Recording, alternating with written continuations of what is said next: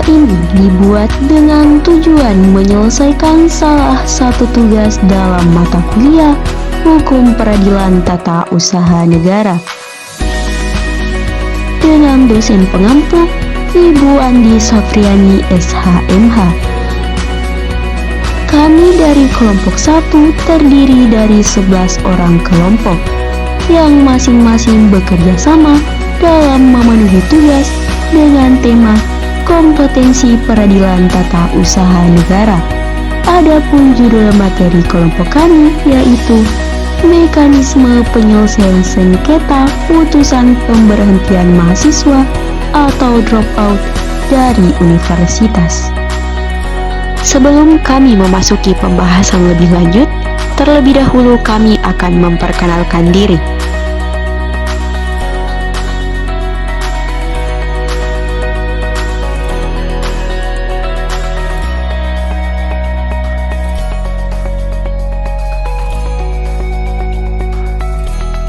Selanjutnya, kami akan mempresentasikan materi dengan judul Kompetensi Peradilan Tata Usaha Negara yang membahas tentang mekanisme penyelesaian sengketa putusan pemberhentian mahasiswa atau dropout dari universitas. Kompetensi peradilan tata usaha negara dibedakan menjadi dua jenis. Yang pertama, kompetensi absolut, yang dimana kompetensi absolut adalah kewenangan pengadilan untuk mengadili suatu perkara menurut objek, materi, dan pokok sengketanya. Dan yang kedua, kompetensi relatif, berhubungan dengan kewenangan pengadilan untuk mengadili suatu perkara sesuai dengan wilayah hukumnya. Selanjutnya, kita akan membahas kedudukan keputusan pemberhentian mahasiswa dari universitas dalam sengketa tata usaha negara. Sengketa tata usaha negara dapat dibedakan atas dua, yaitu sengketa intern dan sengketa ekstern. Sengketa intern atau sengketa antara administratif negara terjadi di dalam lingkungan administrasi negara itu sendiri, baik yang terjadi dalam suatu departemen atau instansi maupun sengketa yang terjadi antar departemen atau instansi berdasarkan pasal 1 angka 3 Undang-Undang Nomor 51 Tahun 2009 tentang peradilan tata usaha negara dari beragam tindakan hukum yang dapat dilakukan oleh pejabat birokrasi atau badan tata usaha negara. Hanya tindakan hukum tata usaha negara yang bersifat ekstern, publik, sepihak, individual, dan konkret saja yang dapat menjadi objek sengketa. Akibatnya, apabila keputusan-keputusan pejabat birokrasi disengketakan, maka sengketa tersebut termasuk dalam kompetensi peradilan tata usaha negara. Kedudukan keputusan pemberhentian mahasiswa dari universitas dalam sengketa TUN memiliki kedudukan yang bersifat administratif, sehingga memiliki kedudukan hukum dalam beberapa hubungan yang menyebabkan pemberhentian mahasiswa dari universitas swasta. Dalam sengketa TUN, birokrasi atau administrasi negara atau tata usaha negara meliputi 3 hal, yaitu pertama, aparatur negara, aparatur pemerintah atau institusi politik kenegaraan. 2. Fungsi atau aktivitas melayani atau sebagai kegiatan pemerintah operasional. 3. Proses teknik penyelenggaraan undang-undang. Ketiga unsur tersebut dapat diwujudkan dalam kenyataan melalui aktivitas pejabat birokrasi atau aparatur negara yang menjalankan tugas administrasi melalui pengembalian keputusan-keputusan administratif basing yang bersifat individual, aktual, faktual, teknis, penyelenggaraan dan tindakan administratif yang bersifat organisasional, marginal, informasional atau operasional. Terima kasih. Selanjutnya yang perlu kita ketahui lebih lanjut, keputusan maupun tindakan pejabat birokrasi itu dapat dilakukan melalui berbagai bentuk peradilan administrasi negara berdasarkan pasal 1 angka 3 Undang-Undang Nomor 5 tahun 1986 tentang peradilan tata usaha negara. Beragam tindakan hukum yang dapat dilakukan oleh pejabat birokrasi atau badan tata usaha negara. Yang tindakan hukum tata usaha negara yang bersifat eksternal, publik, sepihak, individual, dan konkret sajalah yang dapat menjadi objek sengketa tindakan.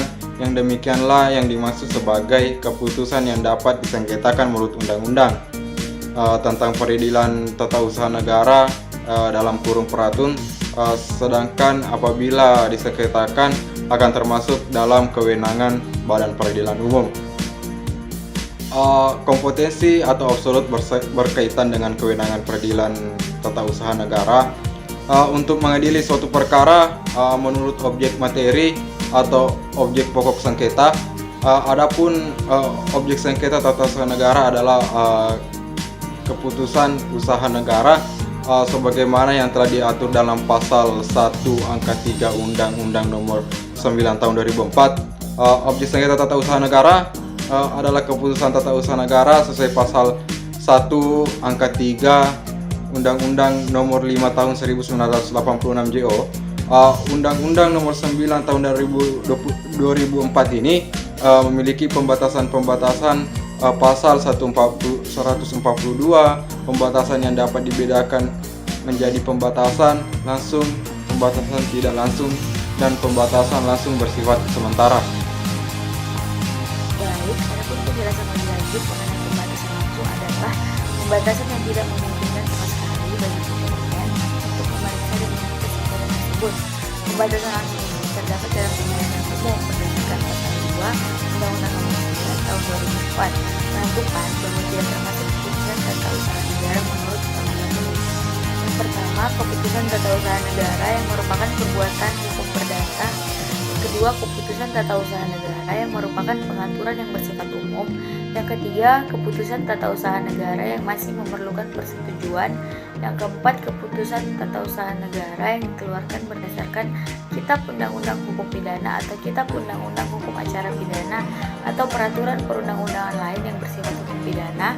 Yang kelima, keputusan tata usaha negara yang dikeluarkan atas dasar hasil pemeriksaan Badan Peradilan berdasarkan ketentuan peraturan perundang-undangan yang berlaku.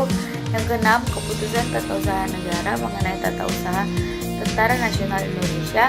Yang ketujuh, keputusan Komisi Pemilihan Umum baik di pusat maupun di daerah mengenai hasil pemilihan umum. Hakikatnya pengambilan keputusan suatu pendekatan yang sistematis terhadap suatu masalah yang dihadapi. Pendekatan yang sistematis itu menyangkut pengetahuan tentang hakikat daripada masalah yang dihadapi itu. Pengumpulan fakta dan data yang relevan dengan masalah yang dihadapi. Analisa masalah dengan mempergunakan fakta dan data. Mencari alternatif pemecahan dan paling rasional dan penilaian daripada hasil yang dicapai sebagai akibat daripada keputusan yang diambil. Kedudukan surat keputusan dalam praktek peradilan tata usaha negara itu terbagi atas 3 objek. Yang pertama sebagai objek gugatan, yang kedua sebagai prinsip prinsip absolut peradilan tata usaha negara, yang ketiga sebagai salah satu alat bukti. Atas dasar uraian yang di atas maka dapat dinyatakan bahwa surat keputusan rektor universitas swasta memiliki kedudukan yang patut dan sah menjadi objek sengketa tata usaha negara. Baik teman-teman sekalian, kita selanjutnya akan membahas mekanisme penyelesaian sengketa keputusan pemberhentian mahasiswa dari universitas. Kemudian mekanisme penyelesaian sengketa ini dibagi menjadi beberapa bagian. Yang akan saya jelaskan adalah tahap mediasi. Mediasi adalah upaya penyelesaian konflik dengan melibatkan pihak ketiga yang netral yang tidak memiliki kewenangan mengambil keputusan yang membantu pihak-pihak yang bersengketa mencapai penyelesaian solusi yang diterima oleh kedua belah pihak. Mediasi disebut emergent mediation apabila mediatornya merupakan anggota dari sistem sosial pihak-pihak yang bertingkat, memiliki hubungan lama dengan pihak-pihak yang bertingkat, berkepentingan dengan hasil perundingan, atau ingin memberikan kesan yang baik misalnya sebagai teman yang solider. Adapun tahap mediasi dibagi menjadi 2 yaitu mediasi di bidang pengadilan. Proses mediasi sebagai alternatif penyelesaian sengketa dapat dilakukan di pengadilan. Adapun prosedur penyelesaian sengketa melalui mediasi peradilan dalam Perma nomor 1 tahun 2008 tentang prosedur mediasi dapat dibedakan menjadi 2 tahap, yaitu tahap pramediasi dan tahap mediasi. Tahap pramediasi dimulai dari saat hari pertama sidang yang dihadiri kedua belah pihak. Hakim mewajibkan para pihak untuk menempuh mediasi. Ketidakhadiran pihak turut tergugat tidak menghalangi pelaksanaan mediasi. Sebelum tahap mediasi dilaksanakan terlebih dahulu diatur mengenai batas waktu, yakni setelah para pihak hadir pada hari sidang pertama. Hakim mewajibkan para pihak pada hari itu juga atau paling lama 2 hari kerja berikutnya untuk berunding guna memiliki mediator, termasuk biaya yang mungkin timbul akibat pilihan penggunaan mediator, bukan hakim. Proses mediasi berlangsung paling lama 40 hari kerja sejak mediator dipilih oleh pihak atau ditunjuk oleh ketua majelis hakim. Atas dasar kesepakatan para pihak, jangka waktu mediasi dapat diperpanjang paling lama 14 hari kerja sejak sehari berakhir masa 40 hari. Jangka waktu proses mediasi tidak termasuk jangka waktu pemeriksaan perkara. Jika diperlukan dan atas dasar kesepakatan para pihak, mediasi dapat dilakukan secara jarak jauh dengan menggunakan alat Gugatan adalah permohonan yang berisi tuntutan terhadap badan atau pejabat tata usaha negara dan diajukan ke pengadilan untuk mendapat sebuah putusan. Gugatan di PTWN ini diajukan oleh seseorang atau badan hukum perdata yang merasa kepentingannya dirugikan akibat dikeluarkannya suatu keputusan tata usaha negara. Hal ini ditegaskan dalam Undang-Undang PTWN tahun 1986 Pasal 53 ayat 1, dan pasal ini juga menjadi dasar siapa yang bertindak sebagai subjek penggugat di PTWN, yaitu orang atau badan hukum perdata yang merasa kepentingannya dirugikan oleh suatu keputusan tata usaha negara.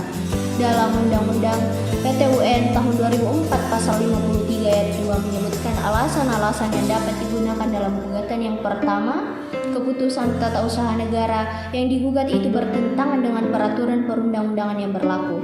Yang kedua, keputusan tata usaha negara yang digugat itu bertentangan dengan asas-asas umum pemerintahan yang baik. Suatu gugatan yang akan diajukan ke pengadilan tata usaha negara itu harus memuat hal-hal yang merupakan syarat formil suatu gugatan, sebagaimana disebutkan dalam pasal 56. Yang pertama yaitu nama, kewarganegaraan, tempat tinggal dan pekerjaan penggugat atau kuasanya. Yang kedua, nama, jabatan dan tempat tinggal tergugat. Yang ketiga, dasar gugatan dan hal yang diminta untuk diputuskan oleh pengadilan.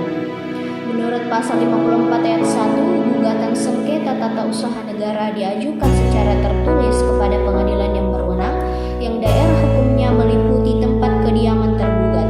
Gugatan yang diajukan harus dalam bentuk tertulis karena gugatan itu yang akan menjadi pegangan bagi pengadilan dan para pihak selama pemeriksaan. Lebih lanjut, apabila tergugat ini lebih dari satu badan atau pejabat tata usaha negara dan berkedudukan tidak dalam satu daerah hukum pengadilan tata usaha negara, maka gugatan ini diajukan pada pengadilan yang daerah hukumnya meliputi tempat kedudukan salah satu dari badan atau pejabat tata usaha negara. Begitu pula dalam hal tempat kedudukan tergugat tidak berada dalam daerah hukum pengadilan tempat kediaman penggugat, maka keputusan diajukan kepada pengadilan tempat kedudukan penggugat untuk diteruskan kepada pengadilan yang bersangkutan. Sedangkan apabila penggugat dan tergugat berada di luar negeri, maka gugatan diajukan kepada Pengadilan Tata Usaha Negara Jakarta. Dan apabila tergugat ini berkedudukan di dalam negeri sedangkan penggugat ini berada di luar negeri, gugatan ini diajukan kepada Pengadilan Tata Usaha Negara di mana bertempat di kedudukan tergugat. Selanjutnya, pemeriksaan di persidangan. Yang pertama, pemeriksaan pendahuluan. Berbeda dengan peradilan lainnya, pada peradilan tata usaha negara mempunyai suatu kekhususan dalam proses pemeriksaan sengketa, yaitu adanya tahap pemeriksaan pendahuluan. Pemeriksaan pendahuluan ini terdiri dari yang pertama rapat permusyawaratan atau permusyawaratan proses atau dimisal diatur dalam pasal 62, yang kedua pemeriksaan persiapan pasal yang diatur dalam pasal 63. Bila mana putusan pengadilan dalam hal pemeriksaan sengketa telah selesai, maka selanjutnya para pihak diberikan keputusan untuk menyampaikan sebuah kesimpulan yang merupakan pendapat akhir para pihak yang bersengketa. Hal ini diatur dalam pasal 97 ayat 1. Setelah kesimpulan disampaikan, kemudian hakim menunda persidangan untuk bermusyawarah guna mengambil keputusan. Putusan pengadilan yang diambil oleh hakim dapat berupa yang pertama gugatan ditolak, yang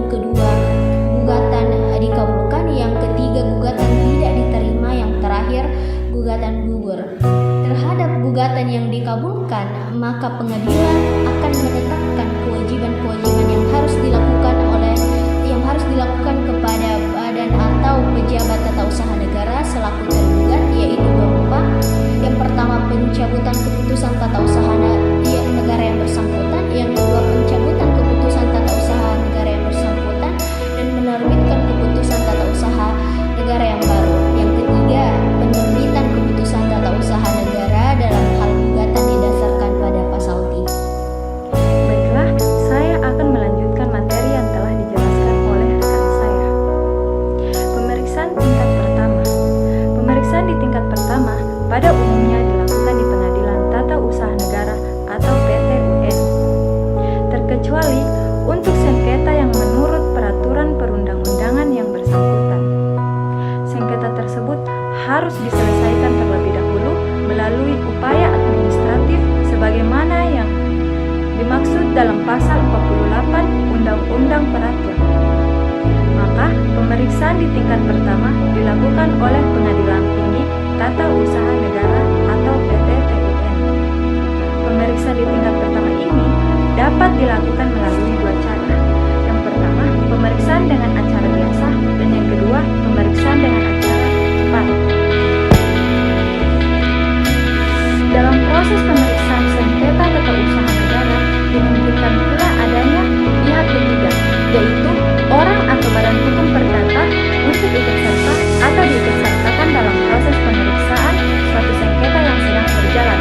Pasal 83. Putusan pengadilan dalam hal pemeriksaan sengketa telah selesai, mulai dari jawab-menjawab, penyampaian surat-surat bukti, dan mendengarkan keterangan saksi-saksi.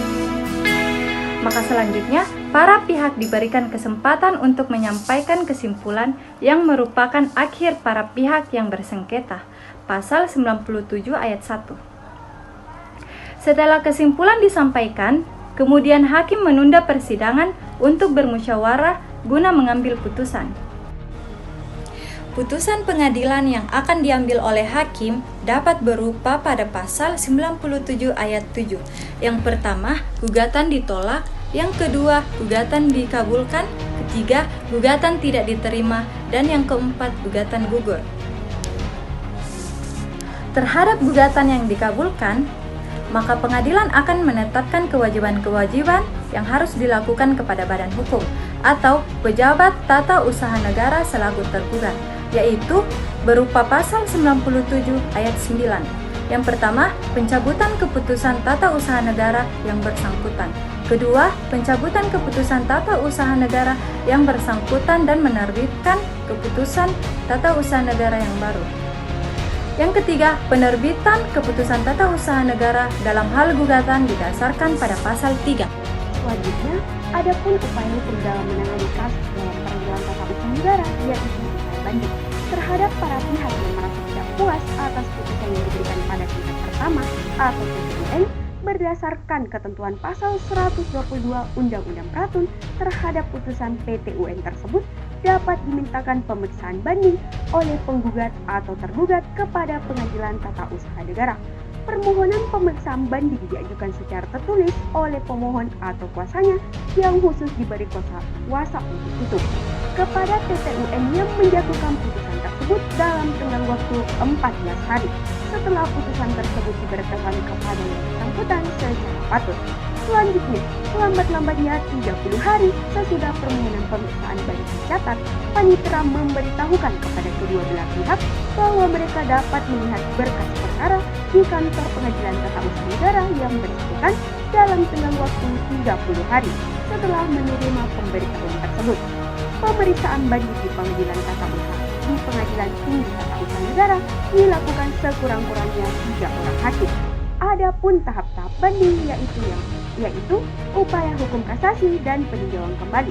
Pemeriksaan di tingkat kasasi diatur dalam pasal 131 Undang-Undang Peraturan yang menyebutkan bahwa pemeriksaan tingkat terakhir di Pengadilan Tinggi Tata Usaha Negara dapat dimohonkan pemeriksaan kasasi kepada Mahkamah Agung.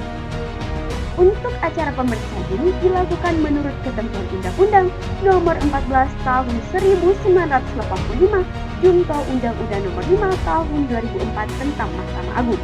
Sementara itu, apabila masih ada di antara para pihak masih belum puas terhadap putusan hakim Mahkamah Agung pada tingkat kasasi, maka dapat ditempuh upaya hukum luar biasa, yaitu peninjauan kembali ke Mahkamah Agung Republik Indonesia.